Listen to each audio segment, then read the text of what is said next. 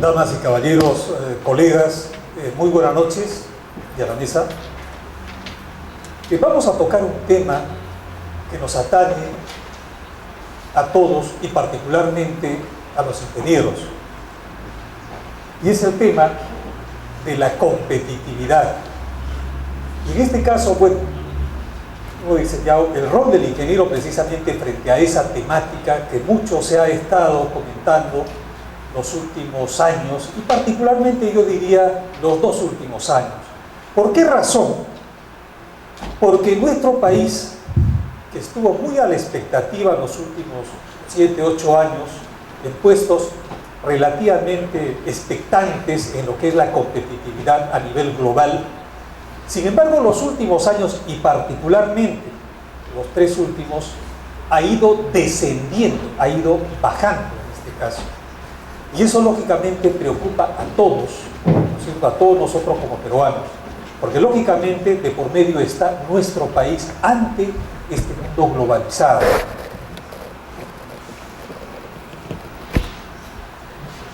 La tecnología, la competitividad van de la mano con la ingeniería, vale decir con nuestra profesión en las diferentes disciplinas.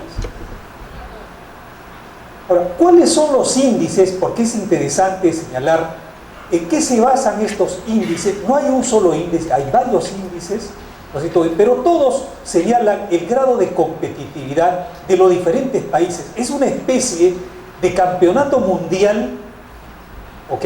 No cada 4 años, como en el caso del fútbol, sino en este caso cada año. Hay un seguimiento preciso, en este caso, hacia todos los países, ¿no es cierto?, para ver cómo van avanzando. Es una competencia, es un campeonato mundial de competitividad.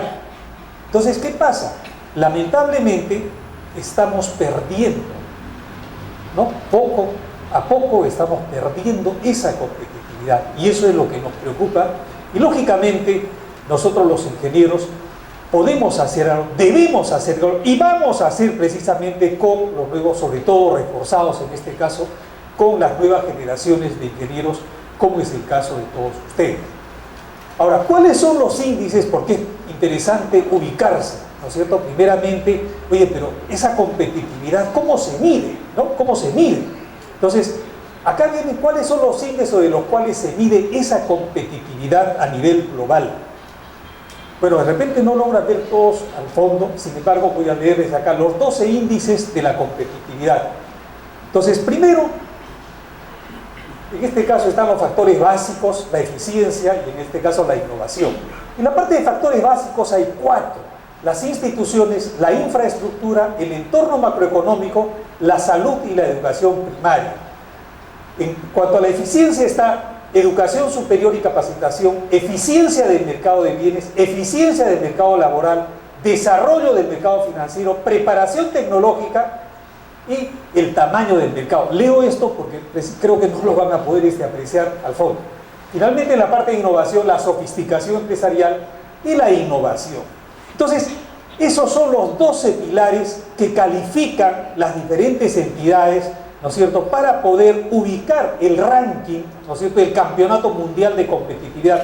Lo interesante en este caso es que no tenemos que esperar 4 años como en el caso del fútbol. Acá tenemos que esperar simplemente 12 meses, ¿ok? Y aproximadamente es en octubre, en algunos casos, en otras entidades que miden la competitividad, la hacen en el mes de junio de cada año, ¿de acuerdo? Entonces, se ve, a este nivel llegaron tantos países, generalmente son 140 o 144 países, por ejemplo, que es lo que vamos a ver. Hay un nuevo concepto que se ha agregado en este caso y es el factor ambiental. Podemos resumir para no cansar. Ahora, es interesante señalar esa competitividad, ¿no es cierto? ¿Cómo andan los países que están encabezando la competitividad en el mundo? Tenemos en este caso lo que ocurrió el año 2014-2015. Pero el último índice, que ha salido en octubre precisamente del año pasado, vale decir que está todavía, digamos, con olor a horno, ¿no es cierto? Esto es lo que tenemos a la fecha. el país más competitivo en este caso del mundo, ¿no es cierto? Y que se mantiene, o se ha mantenido por lo menos los últimos 2 años, ¿no es cierto?, es Suiza. El caso de Singapur, ese minúsculo estado en Oceanía, minúsculo, está en el puesto número 2, ¿de acuerdo? Se ha mantenido de igual manera. Estados Unidos se ha mantenido también en el puesto número 3. El caso de Alemania, ha subido, el último año ha subido un puesto, del 5º al 4º puesto. Y así, el caso de Holanda, el caso de Japón, Hong Kong, Finlandia, Suecia y Reino Unido. Esos son los 10 primeros, ojo, en el último índice de competitividad que ha salido en octubre del año pasado. ¿Ok? Entonces se ve quiénes han mantenido, quiénes han subido o quiénes han bajado, como observamos el caso de Finlandia, por ejemplo, ¿no? Finlandia del 4º puesto que estuvo, o sea, ojo, no se pueden dormir los países, esa es la competencia mundial, no se pueden dormir. Y el caso de Finlandia, por ejemplo, es un caso interesante a señalar, ¿no?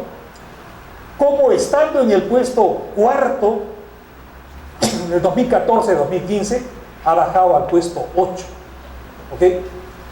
Pero a la vez, digamos, el resto más o menos pues ha bajado un puesto, en fin, o sea, el que más ha bajado, bueno, y el otro sería el caso de, el que ha subido, por ejemplo, alto también es el caso de Holanda, del quinto, en este caso, del 8º que estuvo, ahora está en el 5º.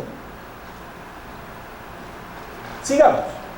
Ahora viene de los puestos del 54 al 84, pero ojo, esto es midiendo esos 12 factores, ¿de acuerdo?, que hemos señalado. En unos se puede estar muy alto, en otros muy bajo, en otro intermedio. Es el promedio que se saca y que nos permite precisamente llegar a estos puestos. Ok, tenemos el caso de estos puestos del 54 al 84. Nuestro país está acá. Acá está nuestro país. Ha bajado 4 puestos con relación al año 2014-2015. ¿De acuerdo? Entonces, ¿qué pasa? Nosotros hemos bajado del puesto 65, hoy estamos en el puesto 6-9. O sea, lógicamente estamos un poco más alejados, ¿no? ¿De cuántos? De 140 países. Hay una serie de países, es cierto, de la región que también han subido o han bajado, en fin. Este es precisamente un campeonato. Y hablando de campeonato, tenemos, por ejemplo, el caso de Brasil, que está en el puesto 76. Bueno, no ha tenido problemas para poder señalar con relación al anterior. Pero otros países, en el caso, digamos, en el caso de Colombia, este es un caso interesante que está bastante, digamos, cercano a nosotros y es muy próximo, no solamente desde el punto de vista geográfico, sino también desde el punto de vista de la competitividad. El caso de Colombia es interesante porque del puesto 66 que estuvo, está hoy día en el puesto 61, vale decir que ha subido 5 puestos, mientras que en el caso nuestro nosotros hemos bajado 4, ¿de acuerdo? Entonces esto es interesante señalar cómo mientras unos se esfuerzan por estar cada vez, ¿no es cierto?, ir subiendo a nivel global, hay otros que lamentablemente, digamos, descienden, y creo que precisamente los ingenieros podemos hacer algo para que esto, digamos, se vaya corrigiendo. Estos índices web se le denominan del Foro Económico Mundial, que como ustedes saben, el día de hoy está precisamente en Davos, en Suiza, en este momento, en este preciso momento, bueno, ya está creo que descansando, pero hay reuniones inclusive nocturnas, digamos, están trabajando, y este es el índice que precisamente se denomina el World Economic Forum, de ese Foro Económico Mundial. Entonces, estos son los índices de competitividad. En el caso de Perú, es este de acá, es el que está en azul.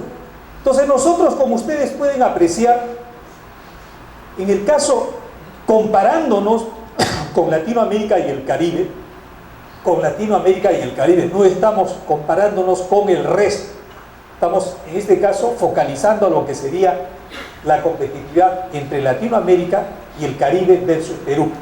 Entonces nosotros, como ustedes observan, en unos casos estamos bastante cercanos al primer mundo, Porque recuerden que, digamos, conforme nos acerquemos al máximo, que sería el punto 7 de esta telaraña, este es el 7, el extremo, entonces, cuanto más cerca estemos del borde, estamos siendo más competitivos.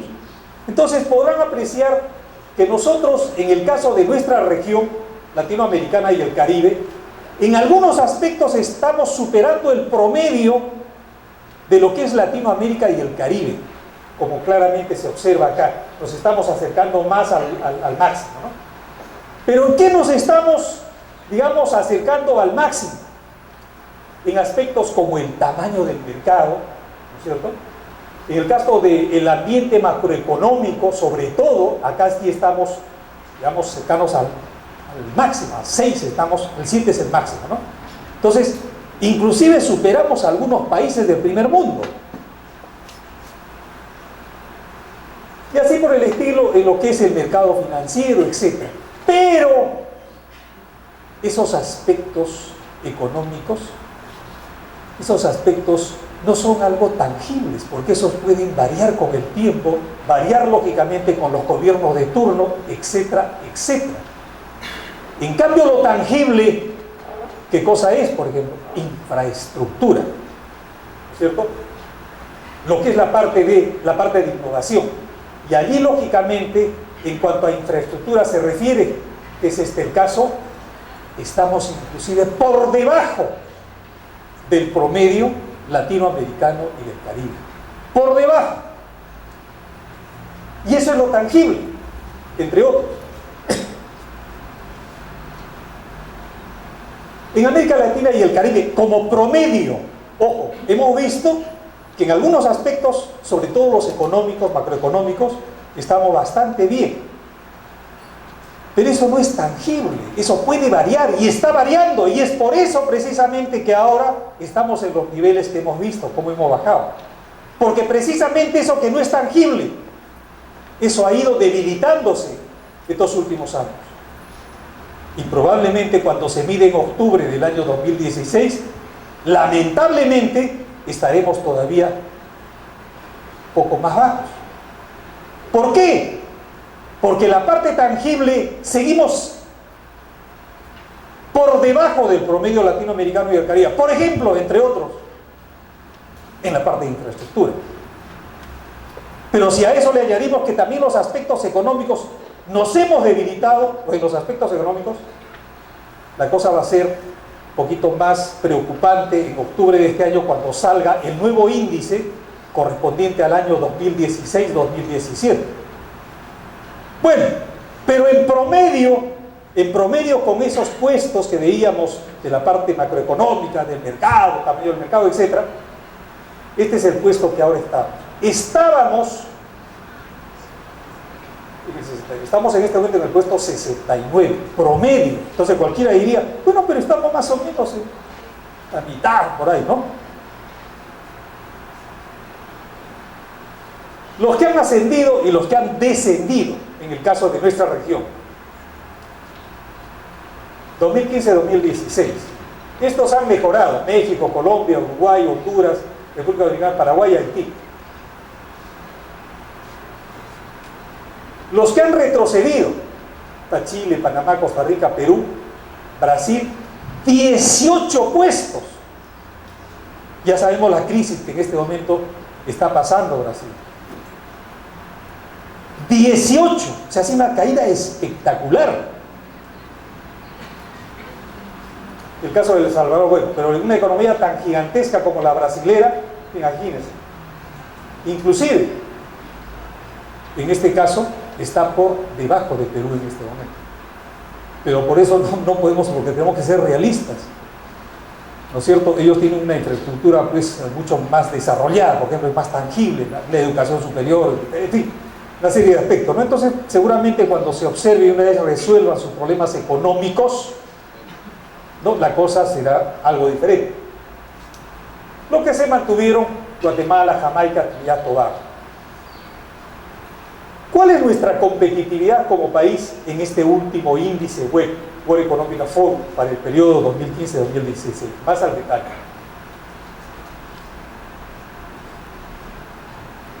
Están los diferentes índices que habíamos señalado. Tenemos acá instituciones, está infraestructura, entorno macroeconómico, los que no leen en la parte de atrás, salud y educación, educación superior, eficiencia del mercado laboral, desarrollo del mercado financiero, preparación tecnológica, que está bastante relacionado a nosotros, tamaño de mercado, sofisticación empresarial e innovación tecnológica, ¿no? Entonces, acá, ¿qué pasa con en el caso de Perú? En instituciones, estamos en el puesto 116 de 140. ¿Okay? En infraestructura, en el puesto 89 a nivel mundial. Esto sí es a nivel mundial, o sea, ya no a nivel latinoamericano y caribe, no. Pero en cambio, en lo que es entorno macroeconómico, que es de lo que se jacta mucho el Ministerio de Economía y Finanzas, que efectivamente está en un buen nivel, pero este es engañoso, pues, porque en este momento ya sabemos cómo estamos retrocediendo, ¿no? Entonces, allí sí, por ejemplo, estamos a niveles bastante cercanos al primer mundo. Entorno macroeconómico, con los hospitales que se caen a pedazos o las comisarías que de igual manera no tienen ni siquiera internet, ni teléfono alguno. Pero sin embargo estamos como entorno macroeconómico puesto 23 a nivel mundial. Nos hacen soñar.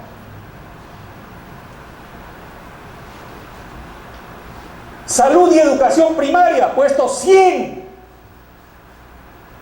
100. Educación superior y capacitación, puesto 82. Eficiencia, pero eficiencia del mercado de bienes, ahí sí nuevamente algo mejor, 60, en el puesto 60. Desarrollo del mercado financiero, puesto 30, imagínense, cercano al primer mundo. Esto es casi un engañamuchachos. Preparación tecnológica, puesto 88. Y ahí sí estamos bastante ligados. Preparación tecnológica, donde está bastante relacionada a la ingeniería, puesto 88 sobre 140. Tamaño de mercado, allí sí nuevamente estamos bastante bien, 48. Sofisticación empresarial, puesto 81. E innovación tecnológica, puesto 116 sobre 140. O sea, en lo que son los índices tangibles, ¿no es cierto? Perecederos, ¿no? Los perecederos, como son los económicos, ya sabemos en qué puestos estamos, muy cercanos al primer mundo. Pero lo que es lo contrario, lo tangible, lo físico, ya ven cómo estamos. Y más o menos el año pasado, o el anteaño en este caso, estábamos algo parecido.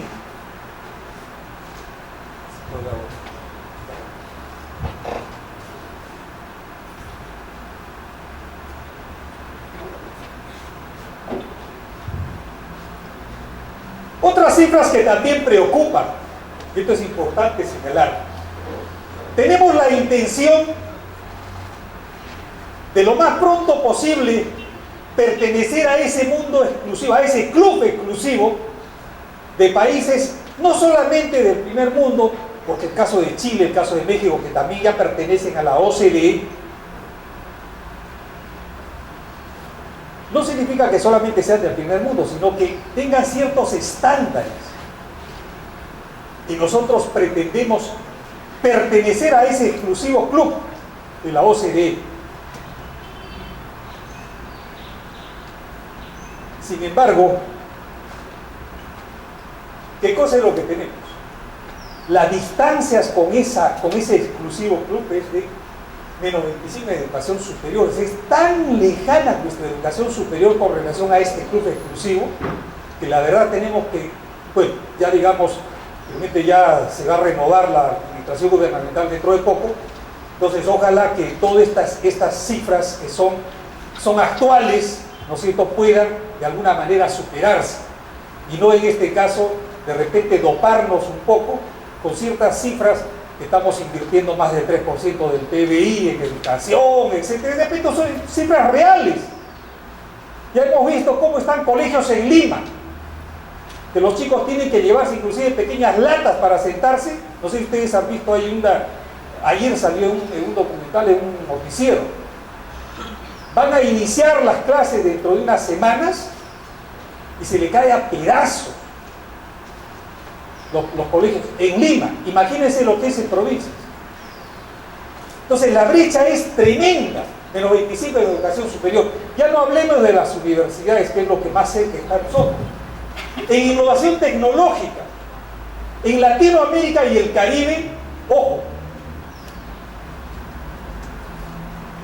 nosotros invertimos 0.12% del PBI, mientras en Latinoamérica y el Perú invierte 0.12% de su PBI, mientras Latinoamérica y el Caribe, el promedio, estamos hablando inclusive, fíjense, de pequeños países como Haití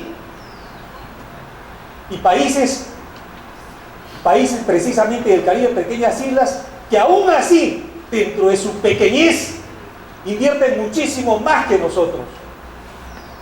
Esto es lo que nosotros invertimos, el 0.12%, ni siquiera el 10% de lo que invierte el promedio de Latinoamérica y el Caribe.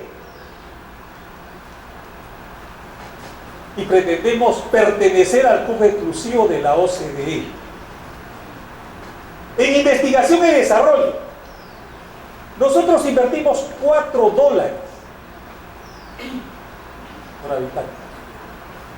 Mientras Brasil, sin ir muy lejos, y por eso decíamos la distancia, que a pesar de haber caído sobre 18 puestos, eso es relativo, porque en la parte tangible ellos son bastante sólidos, con una inversión, imagínense, de $60 por habitante, mientras el Perú $4. Hay un abismo. La CEPAL señaló, y este es algo que precisamente sería interesante que si alguien conoce al ministro de Educación, que seguramente conoce este tema porque es un especialista, es un experto internacional. Sin embargo, es bueno hacerlo despertar de su sueño. El gasto en educación, según la CEPAL, hasta el año 2014, eso es cierto, hasta el año 2014, el Perú estaba en el puesto 33 de los 36 países de Latinoamérica y el Caribe en cuanto era el gasto en educación. Entonces nos preguntamos, esa inversión que tanto se señala, ¿no es cierto?, alabando de que hemos superado el 3%, es decir, por favor, estamos pues a años luz. Esta es una realidad de entidades que lógicamente creo que no se puede dudar porque son bastante serias. Y otra cosa, yendo ya a la parte universitaria, imagínense, de 141 universidades en el caso peruano, 66 son provisionales, 33 únicamente habían acreditado hasta hace 8 meses. Pero lo curioso del caso, el propio CEPLAN, el Centro de Planeamiento Estratégico de Perú, señala, y este es algo que de todas maneras debiera hacernos reflexionar, y a los candidatos evidentemente con mayor razón, el 76% de nuestros universitarios, esta es una realidad, y esto sí es actual, estudian Derecho, Ciencias Sociales, Humanidades, 76%. El 24% Ingeniería, Medicina y Ciencias Naturales. Esa es nuestra realidad.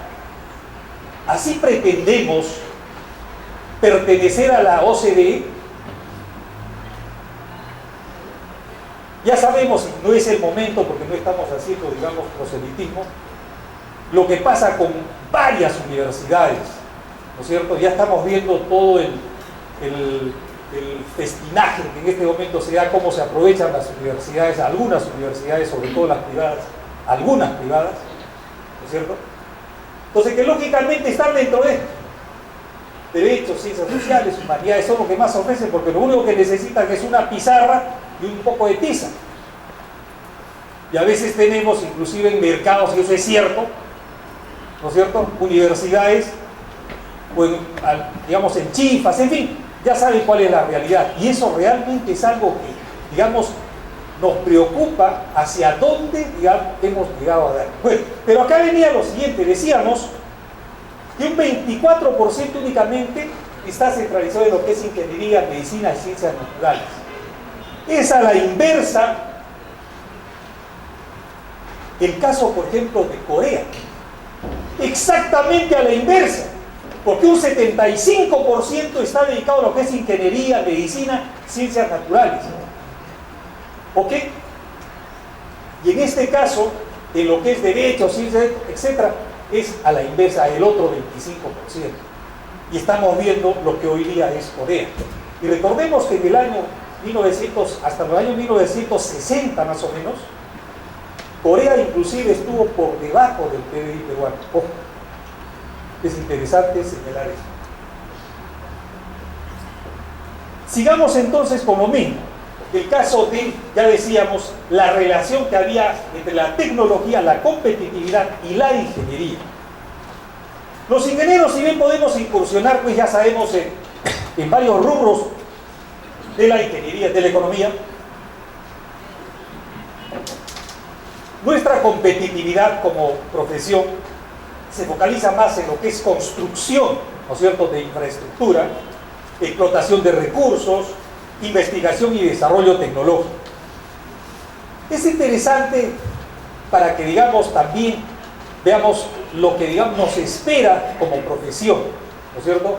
¿Qué cosa es lo que en este caso, porque no vamos a ver las cifras un poco deprimentes que habíamos señalado, sino que también veamos lo que como ingenieros, porque la otra parte se la dejamos a los políticos, porque al final, digamos, nosotros lo que vamos a contribuir a que el país se desarrolle, ¿no es cierto?, dentro de lo que es sobre todo la parte de infraestructura, por ejemplo, de desarrollo tecnológico. Entonces allí es donde entramos nosotros los ingenieros. Entonces, los otros aspectos que hemos visto antes, simplemente los hemos comentado, quizá porque estamos en un periodo preelectoral, y si hay de repente entre los asistentes alguien que pueda transmitir en los planes de gobierno, y lógicamente el que haga lo ha hecho también a varios grupos que lo han solicitado, ¿no es cierto?, para que se pueda ver en qué situación estamos con relación a la competitividad. Entonces, entrando en la parte ya de lo que, digamos, tenemos los ingenieros como ámbitos de acción, ¿no es cierto?, esto lógicamente ustedes ya lo conocen, sin embargo vamos a ir señalando.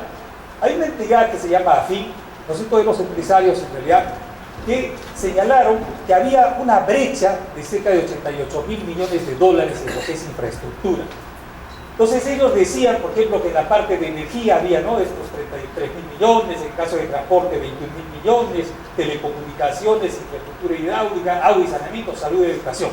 Entonces, es interesante ver que efectivamente hay una brecha y probablemente los gobiernos que vengan, sobre todo el que ya, digamos, tome el poder este año, entonces, habiendo dinero, porque lo hay, recordemos que en el BCR tenemos en este momento alrededor de 62.000 millones de dólares que están, digamos, están como reserva, pero que hay otros países que sí están utilizando parte para poder desarrollar precisamente, y es probable que, digamos, los próximos gobiernos vean que en lugar de que esté ese dinero muerto, traten de hacerlo producir, y allí lógicamente todas estas brechas, ¿no es cierto?, en infraestructura seguramente puedan, digamos, corregirse de tal manera que la actividad laboral para los ingenieros pueda, digamos, multiplicarse.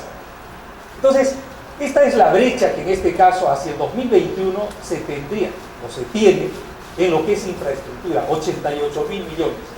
Hay otro trabajo que hizo la Universidad del Pacífico y señalaba que al año 2062, cifras más o cifras menos, pero todos señalan que hay una brecha enorme, ¿no es cierto? O sea, hay mucho por construir en nuestro país.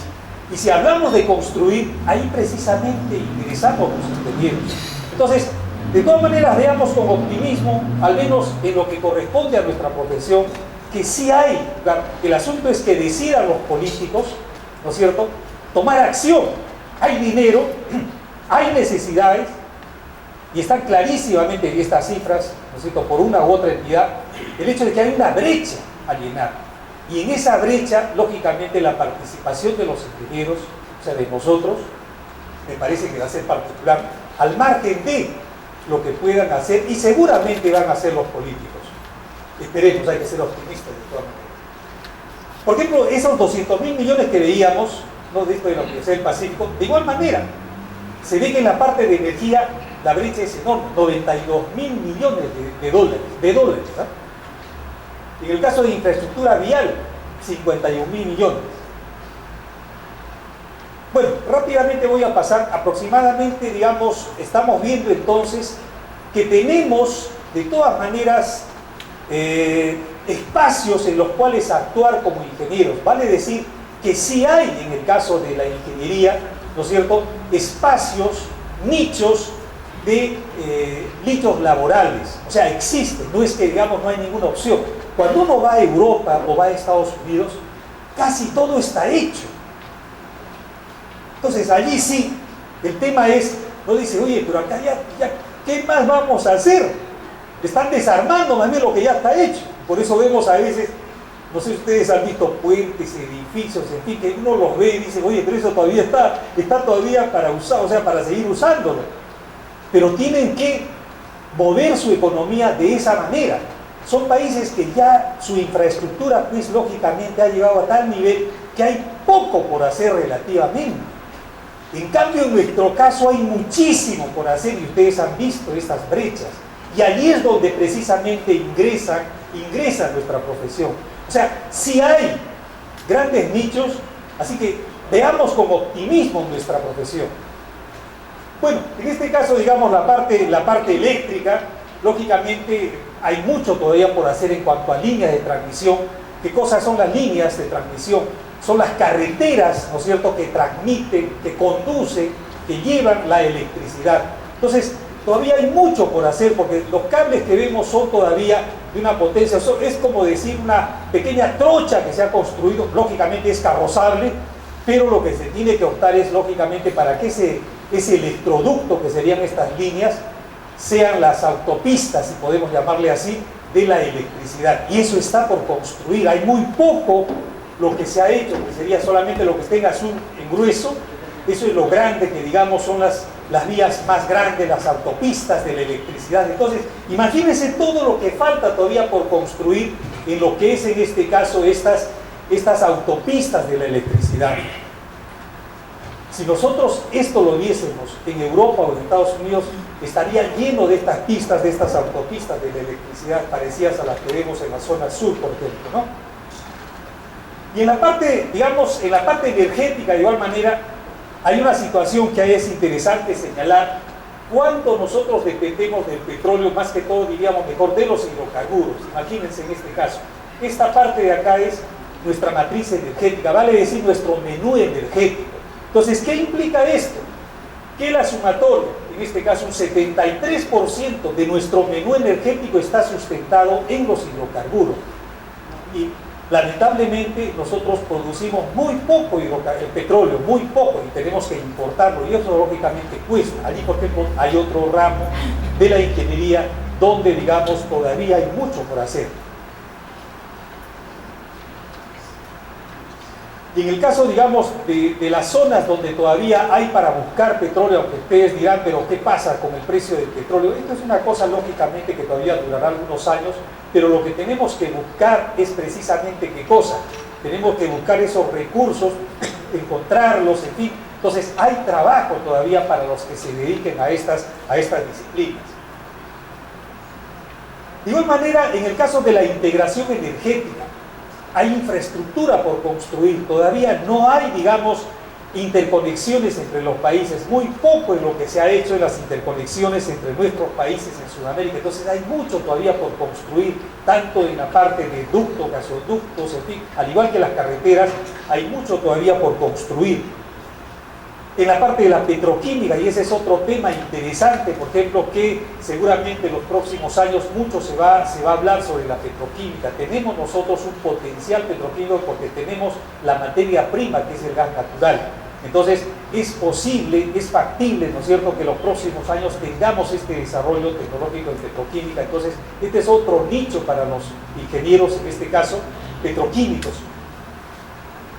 En la parte vial, lógicamente, de igual manera, nos falta bastante todavía por construir. Recordemos que ni siquiera la Panamericana, la carretera Panamericana, no es de doble vía, sino en pequeños tramos, y estamos en el año 2016.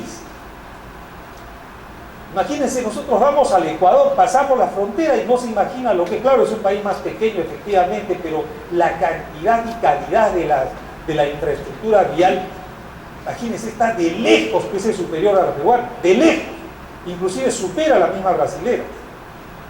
Entonces, como ven, hay todavía mucho por hacer en consecuencia, y eso es lo que quiero inducirlos, ¿no?, colegas ingenieros, en que dependiendo de la especialidad, lógicamente, observamos que tenemos, digamos, muchos nichos laborales en el país. Es un país por construir o por continuar construyendo, ¿no? Porque está algo construido, pero falta mucho todavía por hacer. Y lógicamente esa construcción o esa continuación de su construcción, en el caso nuestro, ¿no es cierto?, dependerá mucho de los constructores de infraestructura, que precisamente somos los ingenieros. Bueno, simplemente es interesante señalar, fíjense la posición geográfica, ¿no es cierto?, ¿dónde se encuentra el Perú? Esta es una cosa importante que debiéramos, digamos, resaltar. Imagínense en pleno centro de lo que es la cuenca del Pacífico y lo que es el otro mundo, en este caso el europeo, el africano, en fin. Estamos en una situación geográfica privilegiada realmente, ¿no? Entonces, que debiéramos aprovechar, en este caso, por ejemplo, nuestra infraestructura portuaria, aeroportuaria, ¿no es cierto? Entonces, ahí también, lógicamente, hay mucho por hacer, y la intervención de los ingenieros definitivamente es vital. Entonces, esta es nuestra posición, aunque parezca mentira, pero esa es la posición peruana, desde el punto de vista geográfico. Entonces, es, como ustedes podrán apreciar, bastante envidiable con relación a muchos otros países. Muchas gracias.